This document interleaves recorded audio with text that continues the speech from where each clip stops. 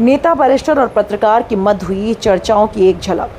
सीधी जिले की सुभाष वाहिनी के प्रांत अध्यक्ष, नेता और जिले के न्यायालय सीधी के वरिष्ठ माने जाने वाले बैरिस्टर और पत्रकार से वर्तमान स्थिति को देखते हुए एक चर्चा के दौरान अपनी जानकारियां, सरकार और संविधान के बारे में क्या कुछ हुए वार्तालाप की एक झलक तो प्रस्तुत है। नेता, पत्रकार और बैरिस्टर की वार्तालाप की एक झलक दिखाते हैं आपको प्राइड इंडिया न्यूज पर। किसी भी दलित के ऊपर अत्याचार नहीं होना चाहिए, मैं इसके पक्ष में नहीं हूँ। लेकिन जो ये परंपरा बनी है मध्य प्रदेश में कि किसी भी आरोपी के संयुक्त फैमिली का निर्मित मकान गिरा दिया जाता है, ये क्रूरता है, बेरहमी है और ये मुगलों की याद दिलाती है। जैसे पहले देश में कानून नहीं हुआ करता था, ठीक उसी तरह से आज ये हो गया है कि देश में ऐसा लगने लगा है कि देश में कानून नहीं है।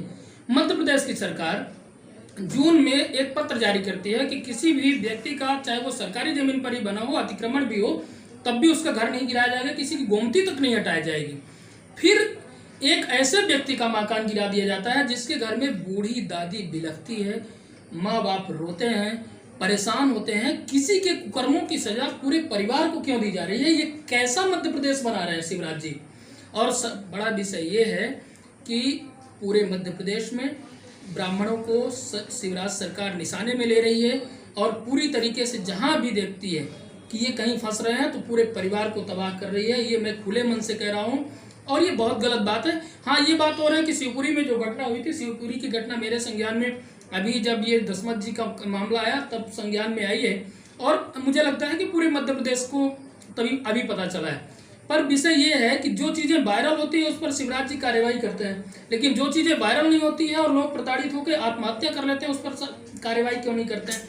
मतलब शिवराज सिंह चौहान जी पिछली बार भी इसी तरह किए थे, दलित का कार्ड खेले थे, सपाक्ष अजाक्ष इसीलिए बनी थी। इस बार भी शिवराज सिंह चौहान जी ब्राह्मणों को निशाने पर ले रहे हैं, जिसका खामियाजा आने वाले टाइम पर भुगतना पड़ेगा। नशा मुक्त देश बनी जी, नशा मुक्त देश बने और नशे का व्यापार, जो भी सरकारें बैठी हैं अगर वो देशभक्त हैं तो तत्काल नशा पर प्रतिबंध लगाएं, नशा की कंपनियों को बंद करें, नशे का व्यापार नहीं होना चाहिए।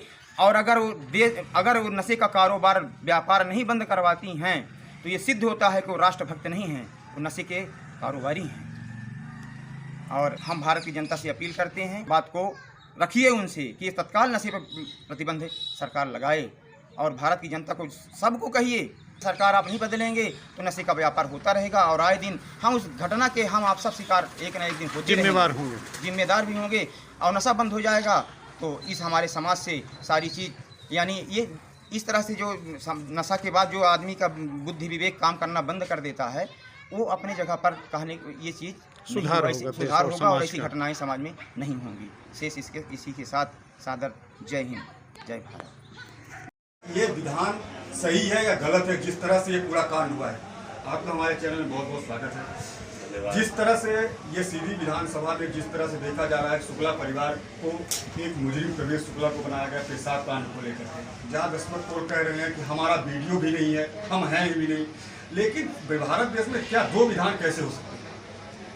देखिए, संविधान का अनुच्छेद 14, 15 और 16 ये हर नागरिक को समानता का अधिकार देता है और इसमें जो आरक्षण की विशेष व्यवस्था करी गई वह अनुच्छेद 341, 342, 343 के संबंध में डिटेल आपको मिलेगा। अब एक तरफ देश में समान नागरिक संहिता लागू होने जा रही है, इस पे तमाम पत्रकारों के, वरिष्ठ जनों के, समाजसेवियों के बयान मांग रही है सरकार कि हमारा क्या कहना है। दूसरी तरफ आरक्षण जैसे मुद्दे को तूल पकड़ा के एक ब्राह्मण का घर, किसी का भी घर हो, मैं तो कहता हूँ ब्राह्मण तो वो ठीक है, वो परिवार है, इसमें सबसे बड़े दोषी जिले के कलेक्टर और जिले के पुलिस अधीक्षक होते हैं। ठीक है, मुख्यमंत्री ने कह दिया, आनंद फानंद वीडियो देखा, उन्होंने कह दिया कि रास्ता लगाओ, कार्रवाई करो, ये करो, वो करो। लेकिन आप बुद्धिजीवी हैं, आप पढ़े लिखे IAS IPS हैं, आपको जिला चलाने के लिए दिया गया है। आपको देखना चाहिए कि इसमें अपराध क्या बनता है।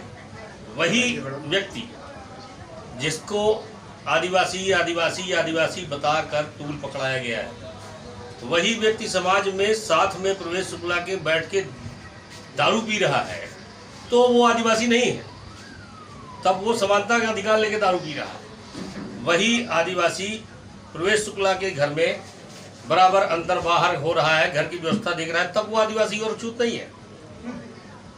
और ऐसे मामले को तूल देखिए, राजनेताओं का ये काम, आरक्षण को बढ़ाना, पिछड़े वर्ग के आरक्षण को बढ़ाना, अनुसूचित जाति के, अनुसूचित जनजाति के, और इसका वोट बैंक तैयार करना।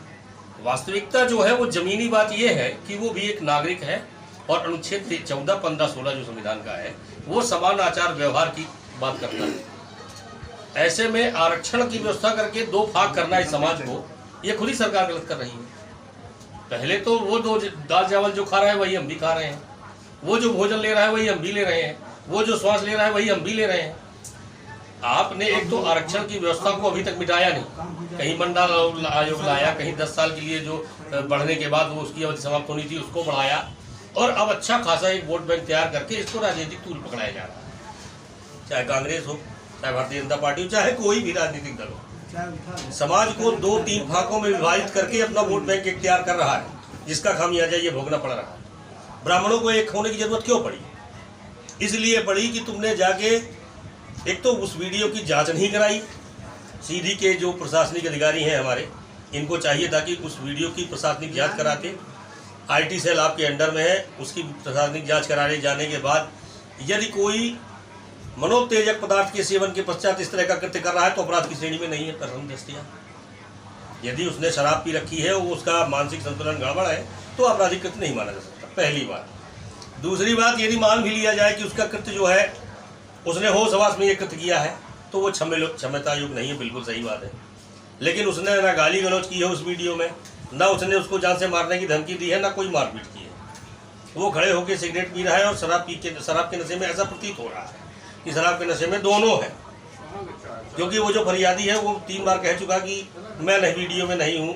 अभी किसी चैनल के डीएनए में उसने क्लियर किया है कि मैं नहीं हूँ। ये लोग कह रहे हैं कि तुम हो तो मैं माने लेता हूँ कि मैं हूँ। ये क्या है? फिर वहीं पे उसका घर शासकीय ज़मीन में नहीं बना हुआ था।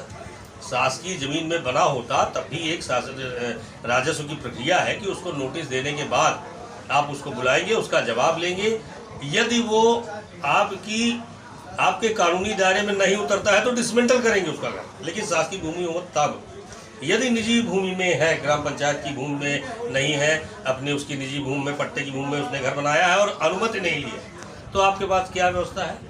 आप उसको अर्थदंड से अधिरोपित करेंगे और जो परमिशन होती है उसमें थोड़ा बहुत पेनल्टी इंक्लूड करके और ये परमिशन दे दी जाती है। ये व्यवस्था है।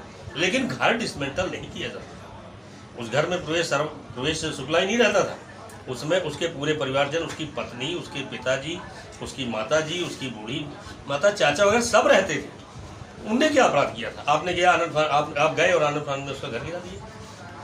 तो बहुत सारी बातें हैं। अब चूंकि लोगों को मजा लेने के लिए एक टॉपिक मिल गया, उनका खिलवाड़ है। क्यों? ब्राह्मण को आप पेशाब पिला रहे हो तो वो जायज, और आदिवासी के ऊपर यदि उसने पेशाब कर दी बेहोशी की हालत में, नशे की हालत में, तो अपराध हो गया। यही बात है।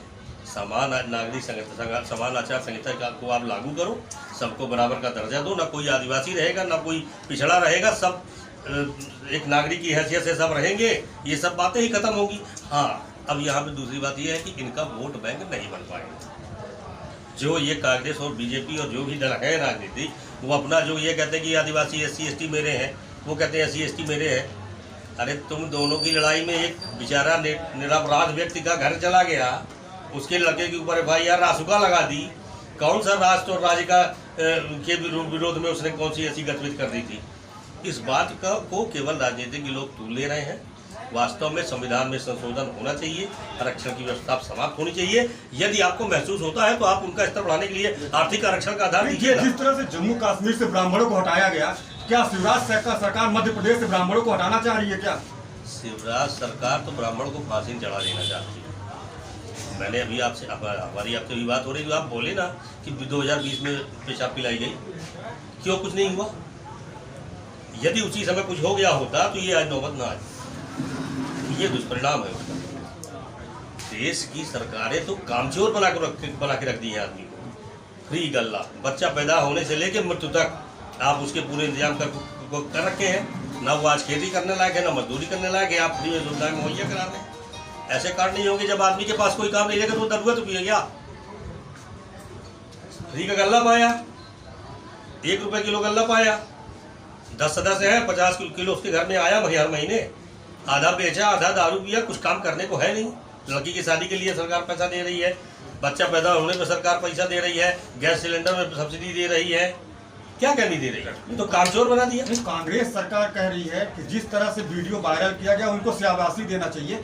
जिसने वीडियो वायरल किया नहीं, वो भी तो आदिवासी है, उसके खिलाफ भी जांच होनी चाहिए। क्या उसका घर नहीं गिर सकता? उसने मना क्यों नहीं किया? ऐसा वीडियो बनाया उसने प्रवेश शर्मा को मना क्यों नहीं किया कि आप ऐसा मत करिए? यदि वो होश में था, वीडियो बना रहा था, तो उसको ऐसा वीडियो बनाने से तो दूर होना चाहिए कि हम विवाद में ना फंसे। उस पर पुलिस कोई कार्रवाई नहीं कर रही है। मैंने तो पहले ही कहा कि वीडियो की जांच कराओ आप, कौन वीडियो बना रहा है, कौन वीडियो देख रहा है, कौन क्या कर रहा है, ये तो पहले जांच होनी चाहिए ना।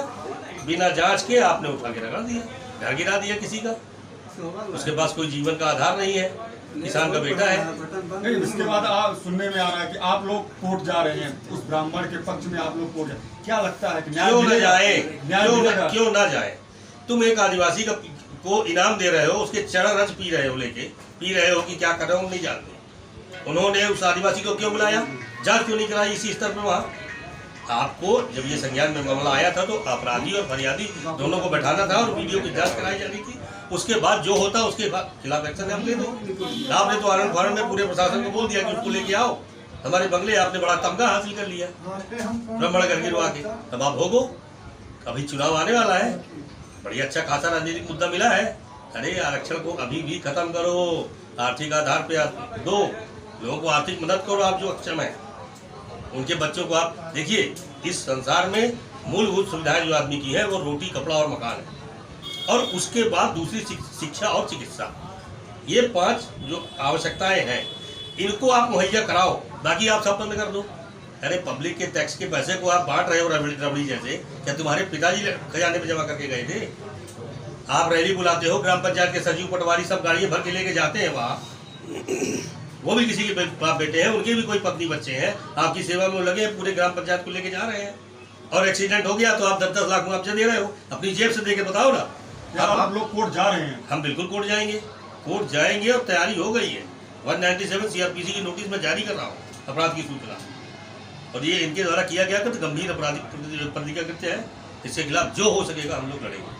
तो जिन्हें देखा कि हमारे साथ शुक्ला जी एडवोकेट जुड़े थे, उन्होंने कहा है कि मैं इस पूरे मामले को लेकर कोर्ट जाऊं। उन्होंने इसमें कलेक्टर और एसपी को भी घेरा है। जिस तरह से प्रशासन ने जिस तरह से जाकर के आनंद फानंद में घर गिराया है और ऐसे में किसी की जांच नहीं की गई है, ऐसे में कार्रवाई होनी चाहिए, उसको लेकर के वो कोर्ट जा रहे हैं। अब देखना होगा कि क्या प्रवेश शुक्ला को न्याय मिलता है या यहाँ से ब्राह्मणों को देश निकाला कर दिया जाता है। अब ये देखने वाली बात होगी।